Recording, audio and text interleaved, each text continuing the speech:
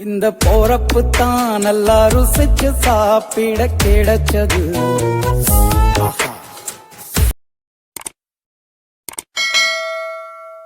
Hi friends, welcome to our FDF Tamil channel. நாம் இன்றைக்கி புளிச்ச கீரை தொக்கு எப்படி செய்கிறதுன்னு பார்க்கலாம். நம்ம சேனல் இப்போ தான் ஃபர்ஸ்ட் டைம் பார்க்குறீங்க அப்படின்னா மறக்காமல் நம்ம சேனலை சப்ஸ்கிரைப் பண்ணிட்டு பாருங்கள். புளிச்ச கீரை தொக்கு எப்படி செய்கிறதுன்னு பார்க்கலாம். ஆந்திரா ஸ்பெஷல் கோங்குரா தொக்கு. வாங்க எப்படி செய்கிறதுன்னு பார்க்கலாம். ஒரு ட்ரை பேனில் 1 டேபிள் ஸ்பூன் அளவுக்கு வரமல்லி, 1/4 ஸ்பூன் அளவுக்கு வெந்தயம், 1/2 டீஸ்பூன் அளவுக்கு சீரகம், இது எல்லாம் சேர்த்து நல்லா ட்ரை ரோஸ்ட் பண்ணிக்கலாம். கோல்டன் ப்ரௌன் ஆனதுக்கப்புறம் ஒரு பிளேட்டில் மாற்றிக்கலாம். அதே பேனில் 1 டேபிள் ஸ்பூன் அளவுக்கு நல்லெண்ணெய் சேர்த்துக்கலாம். எண்ணெய் நல்லா ஹீட் ஆனதுக்கப்புறம் 10லேருந்து 15 போல் வரமிளகாய் சேர்த்துக்கலாம். உங்களோட காரத்துக்கு தகுந்த மாதிரி சேர்த்துக்கலாம். புளிச்ச கீரை கொஞ்சம் காரமாக இருக்கும்போது ரொம்ப நல்லாயிருக்கும். மிளகாய் நல்லா வறுத்ததுக்கப்புறம் அதே பிளேட்டில் மாற்றிக்கலாம். இது நல்லா ஆறுனதுக்கப்புறம் பவுடர் ஆக்கிக்கலாம். ஒரு கட்டு புளிச்சக்கீரை எடுத்திருக்கேன். இதை நல்லா க்ளீன் பண்ணி கழுவி வச்சுருக்கேன். இப்போ இதை நம்ம அதே பேனில் கீரையை நல்லா வதக்கி எடுத்துக்கலாம். கீரையோட கலர் பார்த்திங்கன்னா இப்போ க்ரீன் கலரில் இருக்குது. அதே மாதிரியே நம்மளோட பேன் ஃபுல்லாக இருக்குது. இது அப்படியே நமக்கு ஹீட் ஆக நம்ம கீரையோட கலர் மாறும். அதே மாதிரி குவான்டிட்டியுமே நமக்கு ரொம்பவே குறைஞ்சிரும். பாருங்கள், நம்ம க்ரீன் கலரில் சேர்த்தனோம், ஆனால் இப்போது கலர் அப்படியே டோட்டலாக சேஞ்ச் ஆகிடுச்சு.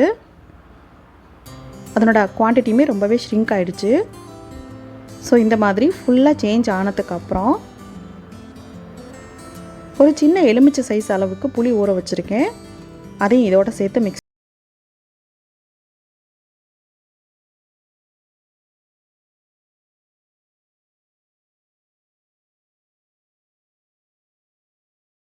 நல்லா மிக்ஸ் ஆகிடும். ஸோ இப்போ இது ஆறுனதுக்கப்புறம் நம்ம இது பேஸ்ட்டாக நம்ம அரைச்சி எடுத்துக்கலாம்.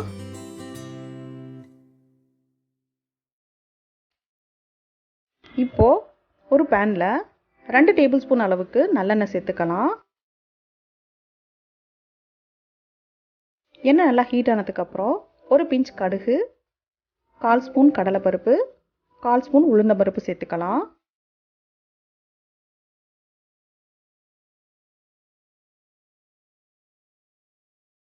இது எல்லாம் நல்லா செவந்ததுக்கப்புறம் ஒரு கட்டி பூண்டு நல்லா நச்சு வச்சுருக்கேன், அதையும் இது கூட சேர்த்துக்கலாம். நல்லா இந்த மாதிரி தட்டி வச்சுருக்கேன், அதையும் சேர்த்துக்கலாம். அது கூடவே 10லேருந்து 15 போல் சின்ன வெங்காயம் தட்டி சேர்த்துக்கலாம். ரெண்டையும் சேர்த்து நல்லா வதக்கி விட்டுக்கலாம்.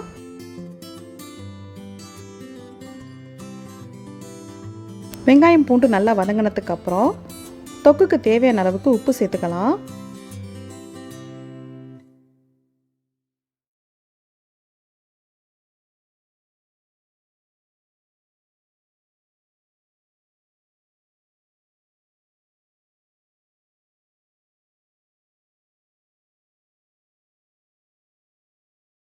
இப்போது நம்ம அரைச்சி வச்ச புளிச்சக்கீரை பேஸ்ட் இதோட சேர்த்துக்கலாம்.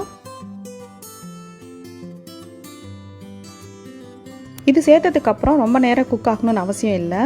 ஏற்கனவே நமக்கு கீரை குக் ஆகிடுச்சு. வெங்காயம் பூண்டோடு நல்லா பரட்டி விட்டுக்கலாம். அது கூடவே நம்ம அரைச்சி வச்ச பவுடரையும் இது கூட சேர்த்துக்கலாம்.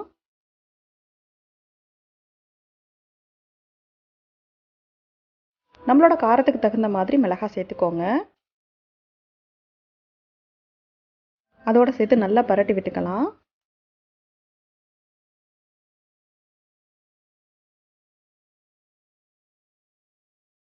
இப்போ இதை நம்ம ஸ்டோர் பண்ணுறதுனால இது கூட 1 டேபிள் ஸ்பூன் அளவுக்கு நல்லெண்ணெய் சேர்த்துக்கலாம்.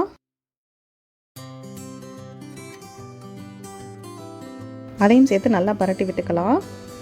இப்போ நமக்கு சூப்பரான புளிச்ச கீரை தொக்கு நமக்கு ரெடி ஆயிடுச்சு. இது நம்ம 1 மாதம் வரைக்கும் நம்ம ஃப்ரிட்ஜில் வச்சு ஸ்டோர் பண்ணிக்கலாம்.